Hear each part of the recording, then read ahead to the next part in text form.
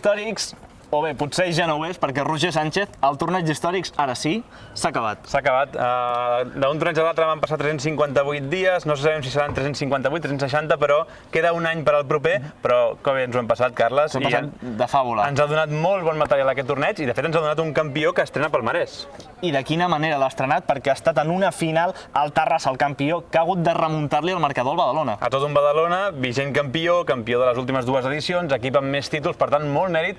La victòria terrassenca amb gols als últims 10 minuts, per tant, van tenir tots els al·licients també en aquesta final. Expliquem una miqueta com ha anat aquest partit. A la primera meitat, el Badalona va començar dominant els primers compassos. Molt fort davant el Badalona, amb Chema Moreno, amb Hugo Esteban i amb Mayor, i de fet, a la primera meitat, els primers 20 minuts, eren clarament de color badaloní. A poc, però Arranz començava a carburar al davant del Terrassa, també molt actiu Kylian Villaverde, i començaven a inquietar la porteria de Morales, especialment amb serveis de cantonada, amb tot, però, a la primera meitat el marcador no es movia i els gols arribaven a la represa.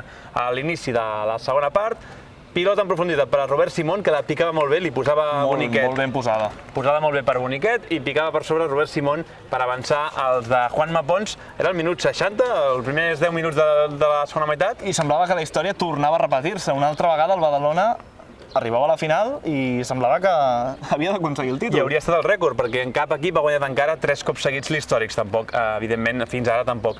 Amb l'1-0 s'arribava fins a l'equador de la segona meitat, a successió de canvis, una nova pausa de refresc, i quan no podem dir que semblava que el títol estava a Badalona, però quan arribaven els minuts finals, el Terrassa tenia una gran jugada. David López la posava perquè Albert Virgili marqués el gol de l'empat del Terrassa. Era el minut 82, bogeria, alegria del Terrassa tant a la celebració al camp com a la banqueta, denotava això, Carles. Venien a competir. S'ha demostrat, de fet, que els dos equips volien endur-se el trofeu. El Terrassa tenia el coquet de guanyar un segona B i, a més, òbviament, de guanyar el torneig, i quan tot semblava encarar-se cap als penals com l'any passat, 1-1, minuts finals, gol de Lucas Viña, posant la cama a lo just el jugador número 5 del Terrassa per anotar l'1-2, també molt celebrat. Bogeria, total.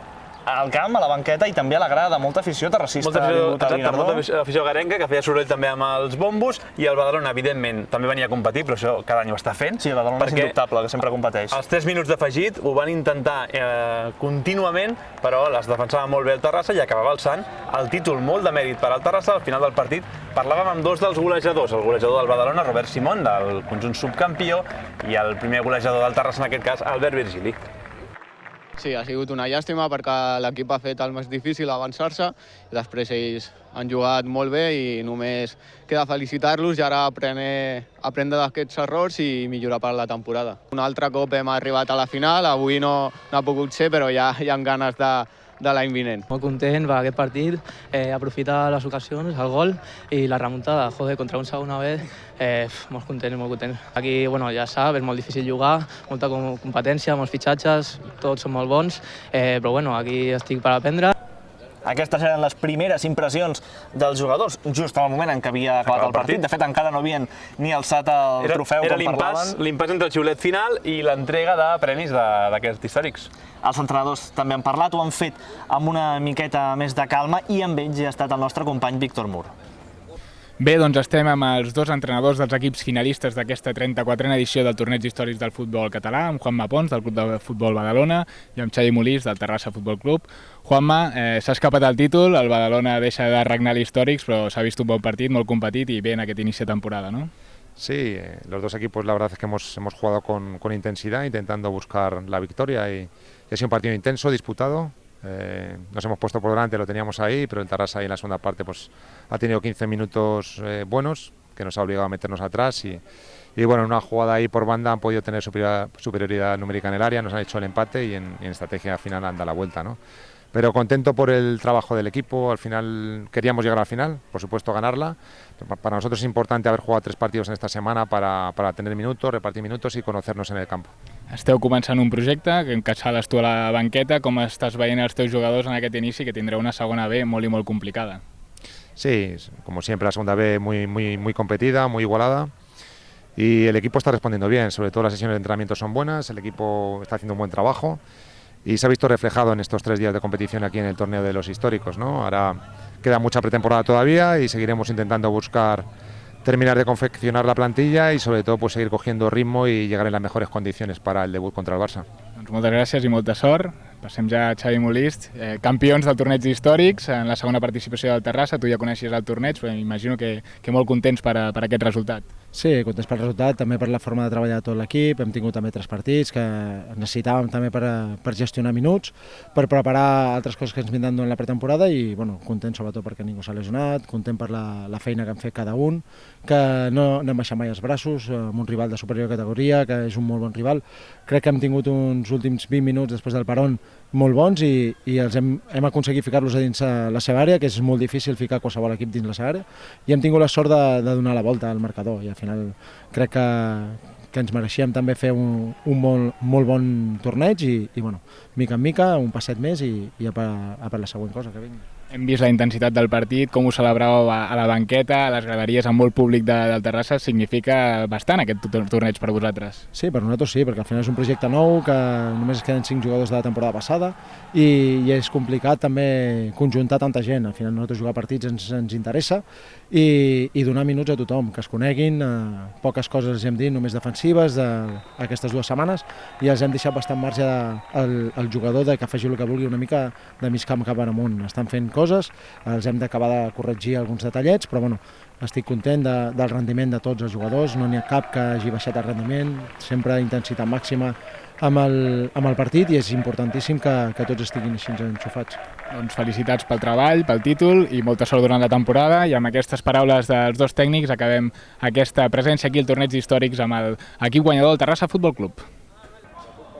És el primer títol de Xavi Molist com a entrenador a l'Històrics, era la seva segona participació. De fet, Carles, Xavi Molist no ha perdut cap partit com a tècnic a l'Històrics, amb 6 partits disputats, 2 victòries i 4 empats. Al final del partit, més enllà de la Copa i del reconeixement al subcampió, al Badalona, també hi havia distincions individuals, també més enllà de reconèixer la tripleta arbitral de la final. Repassem-los. Màxim golejador, qui l'ha guanyat? Sergi Arranz, del Terrassa, per 4 gols en aquest torneig històrics. Déu-n'hi-do. L'MVP, qui l'ha guanyat? David Colomines, també jugador del Terrassa. I per últim, també han donat el premi al jugador promesa, que se l'ha endut, Hugo Esteban, del Badalona. Amb tots 3 ha parlat la nostra companya Núria Sant.